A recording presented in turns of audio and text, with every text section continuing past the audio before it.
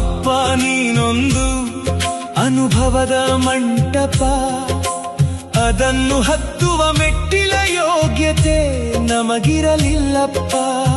ನೀ ಯಾರೆಂದು ಅರಿವಾಗುವ ಮೊದಲೇ ನೀ ಕಟ್ಟಿದ ಸಂಸಾರದ ಗುಡಿಯನ್ನು ತೊರೆದು ಹೋದೆ ಎಲ್ಲಿಗೆ ಅಪ್ಪ.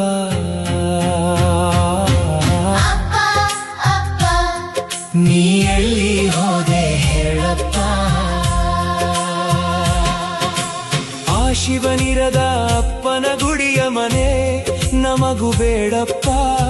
ನೀ ಕಲಿಸಿದ ವಿದ್ಯೆ ವಿನಯವ ಕಲಿಸಲಿಲ್ಲ, ನಿನಗೇನು ತಿಳಿದಿಲ್ಲ. ನಾವೇ ಸರ್ವಜ್ಞರೆಂಬ ಅಹಂ ನಮ್ಮಲ್ಲಿ ಮೊಳೆತು ಮರವಾಯಿತು.